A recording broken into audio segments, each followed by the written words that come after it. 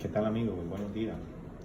Eh, Hoy voy a hablar sobre el nuevo orden mundial donde se hace mucha referencia en los primeros 5 libros de la Biblia y donde mucho se habla en internet, que hoy día se está buscando sobre tanta información sobre este nuevo orden mundial.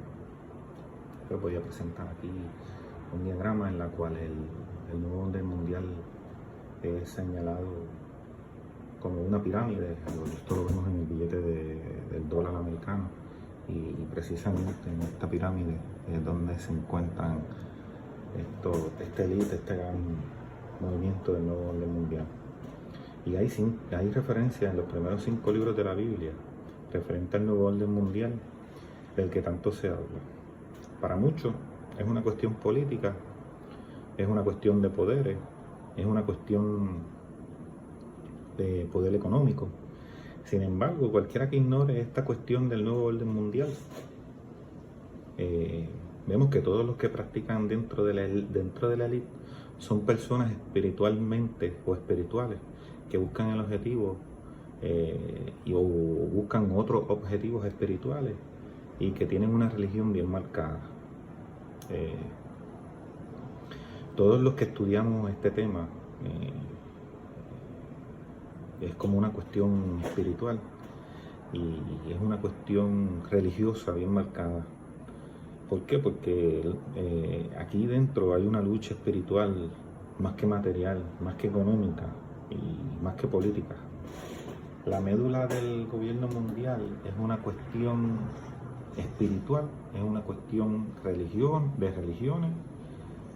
Tanto la masonería como el Vaticano son religiones que tienen sus creencias y tienen sus dogmas y tienen una creencia para los que están precisamente debajo de esta pirámide.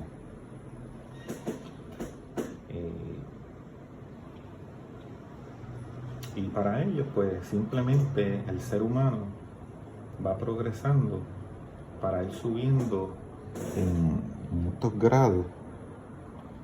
Pero a medida que uno va subiendo a esos grados, se va haciendo una revelación más cerca dentro de lo que se llama la masonería o de las sociedades secretas en general, incluyendo hasta los mismos Illuminati, que es la adoración a Satán o al enemigo o a Lucifer, como ustedes lo quieran llamar. Primero, Lucifer se presenta como un ángel de luz que va esclareciendo el camino, y luego se presenta como un ángel bueno, y luego se presenta como el Dios mismo, cuando llega a los grados más altos que encontramos en esta pirámide.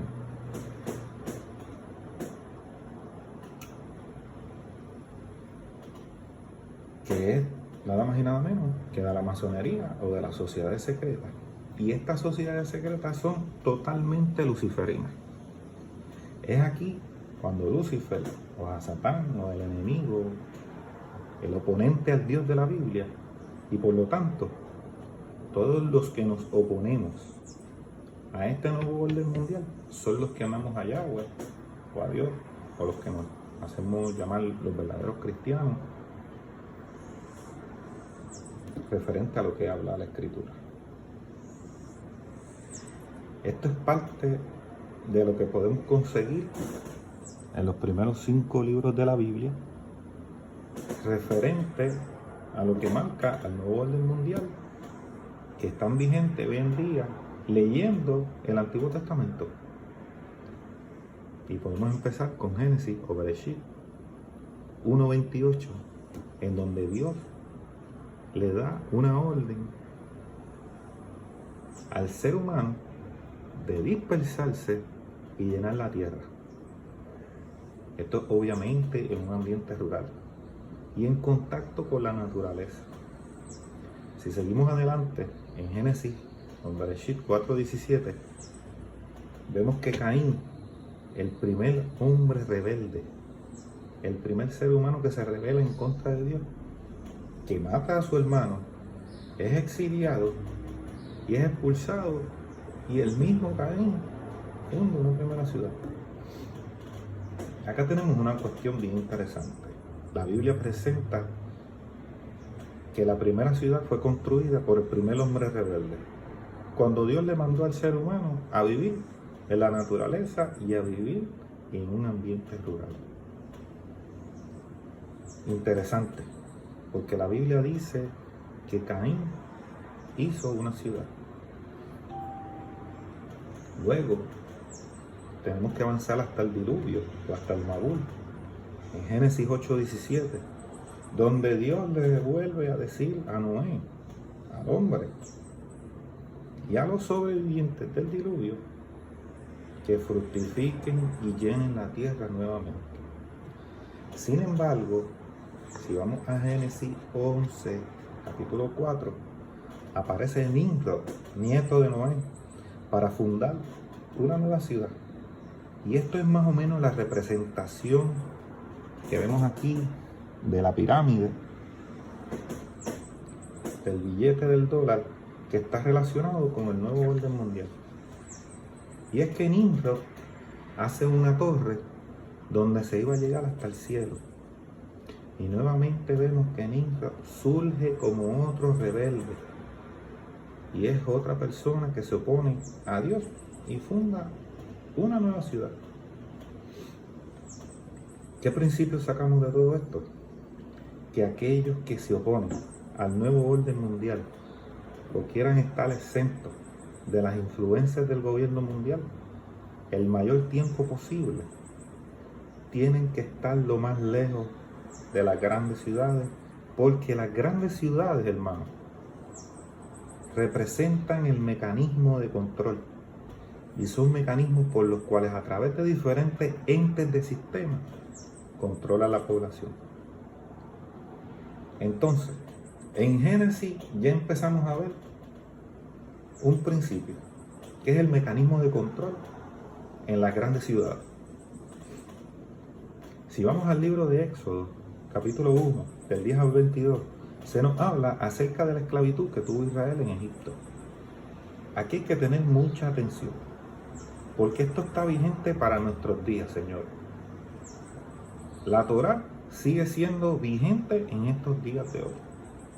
Y dice la Escritura que el pueblo hebreo que estuvo cautivo en Egipto durante varios siglos se había multiplicado de tal manera que los egipcios temieron al pueblo de Israel a que se rebelara en contra de su gobierno o en contra de su opresión.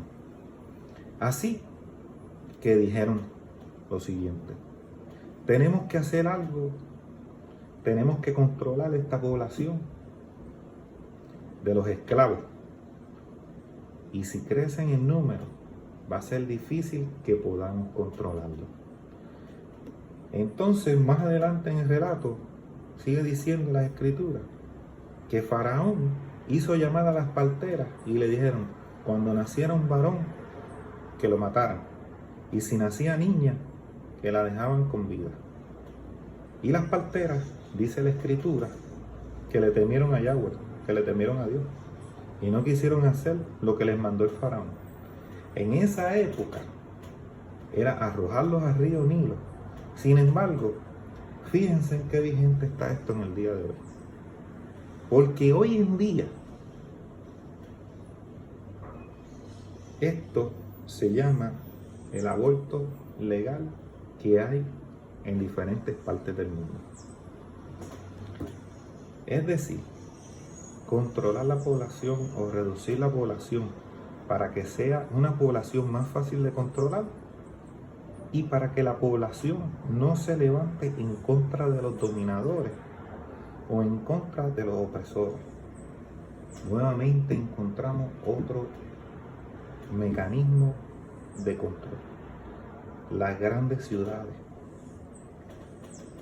que se transforman como mecanismo de control, y la reducción de población también como mecanismo de control de las masas, manteniéndolas en un cierto número. Y esto es parte de lo que se está haciendo hoy las élites mundiales. Luego tenemos que pasar al libro de Levítico, Levíticos 19, donde se nos plantea aquí en el versículo 19 que habla este versículo de las leyes de santidad, sobre las cuales hay muchas referencias y se puede hablar mucho sobre cada una de estas leyes y la importancia que tiene para cada creyente del Creador, tanto en lo espiritual como en la práctica. Pero el versículo 19, Dios le manda al pueblo de Israel que cuando siembren no hagan mezcla de semillas. Interesante, hermano. No hacer mezcla de semillas. Sin embargo, vemos que hoy en día hay un tema en boca en cuestión del control de la población y en control de la salud de la población. Y esto tiene que ver con el control y la mezcla de semillas, con la alteración genética de las semillas que son transgénicos. También este pasaje habla acerca de no ayuntar el ganado disparmente. Ayuntar el ganado disparmente quiere decir que no lo juntes una especie con otra especie. Y esto es lo que se está haciendo, es una modificación genética, señores. Hoy en día la Torá está más vigente que nunca. Es cuando se está modificando en estos días el ganado, se modifica la semilla genéticamente en todos estos días de hoy. ¿Y por qué? Para modificarnos a nosotros genéticamente. Esta es la confusión, es la pérdida de identidad, lo que caracteriza la identidad del esclavo moderno de hoy día. Es decir, el esclavo moderno no tiene una nacionalidad, no tiene una identidad privada, no tiene una identidad de pertenencia.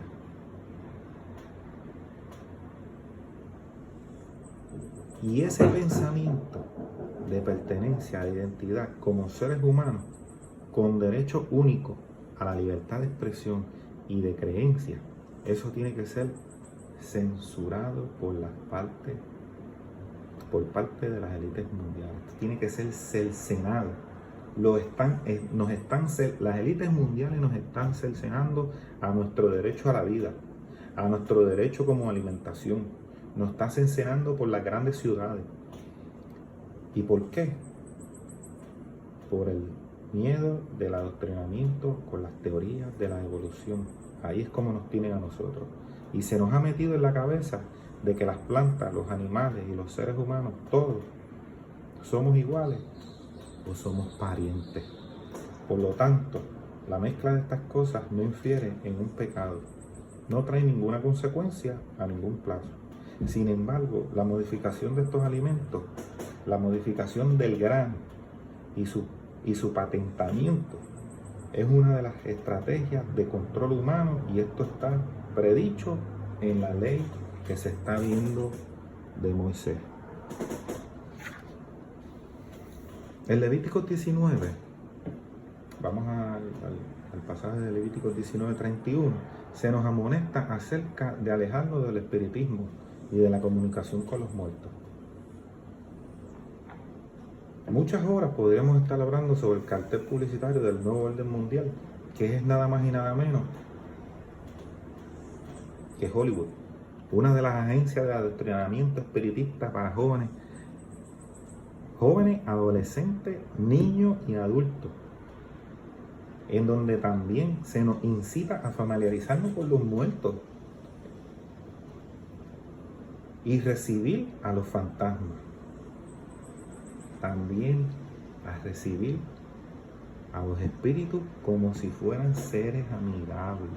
Esto es lo que quiere Hollywood para nosotros. Basta con ver un poco de las películas de los niños para ver el gran adoctrinamiento espiritista que existe y que están recibiendo hoy en día nuestros niños.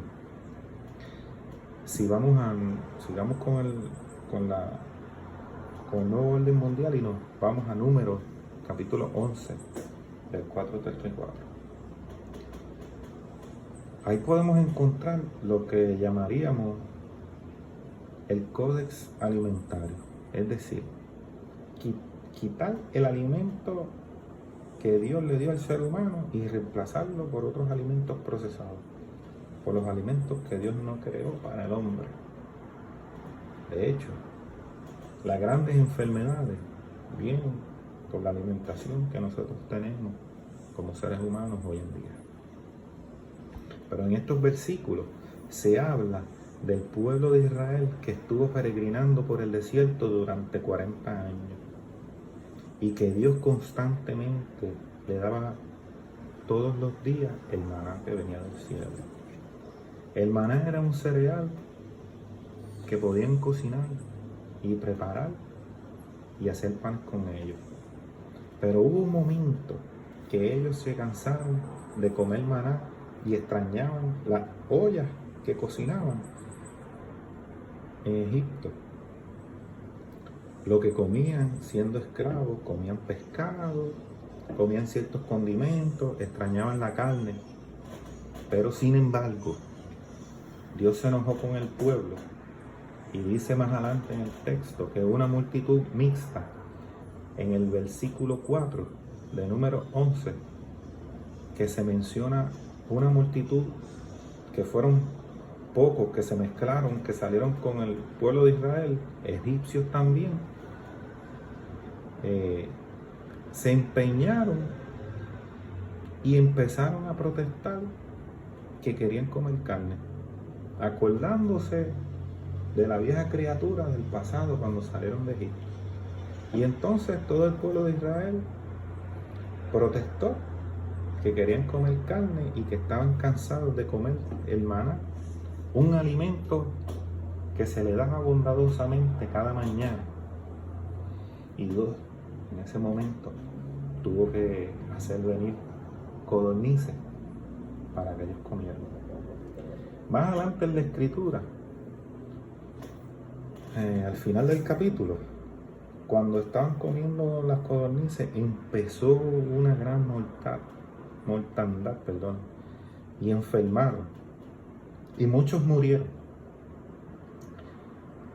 Pero Dios los quería preservar de la enfermedad dándole maná, y ellos rechazaron el alimento ideal por algo que no era alimento que ellos estaban habitualmente a comer.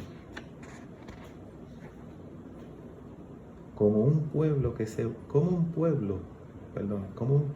va a oponer al gobierno mundial si el gobierno mundial le da lo que quiere comer.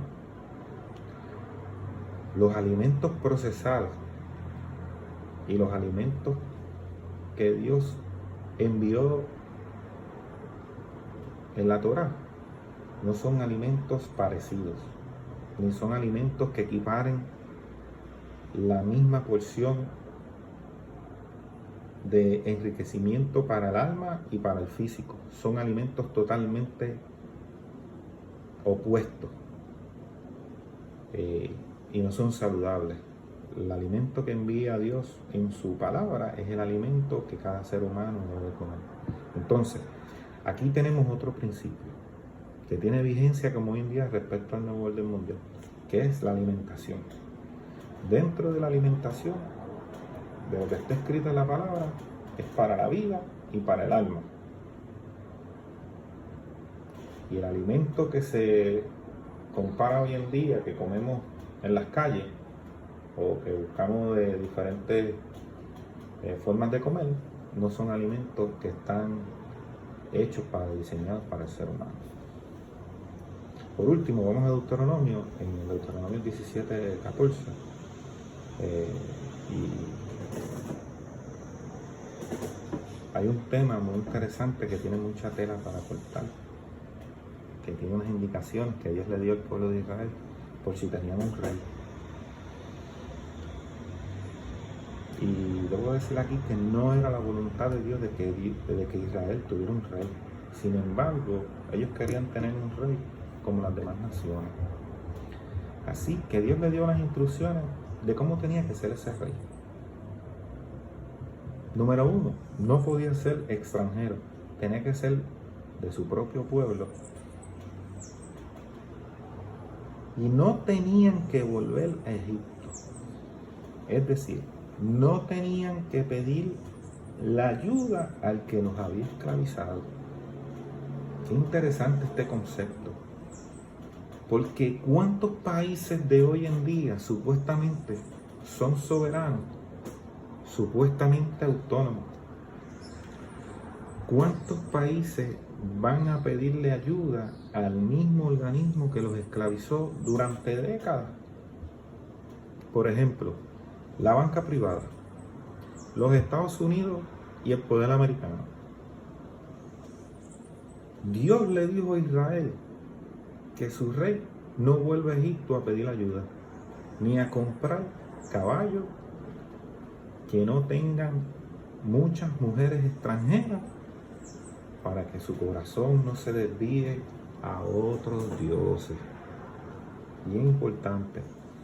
Sin embargo, la mayoría de los reyes de Israel fallaron en esto. Dejaron la Biblia de lado. Aunque hoy muchos presidentes juran con la mano en la Biblia, pero la gran mayoría no creen en ella, porque son masones que rechazan la Biblia y que creen en Lucifer o en Hasatán como si fuera un dios. Y trabajan constantemente para endeudar a sus propios países, para hacerlos dependientes del imperio norteamericano o de la banca privada. Y aquí hay una amonestación acerca de los gobernantes. Deuteronomio 18 del 9 al 10. Se nos habla de no consultar con los muertos. Y esto es una de las armas que se va a usar en los últimos tiempos finales, ya que una de las estrategias de Hasatán va a ser unir la religión bajo una sola bandera.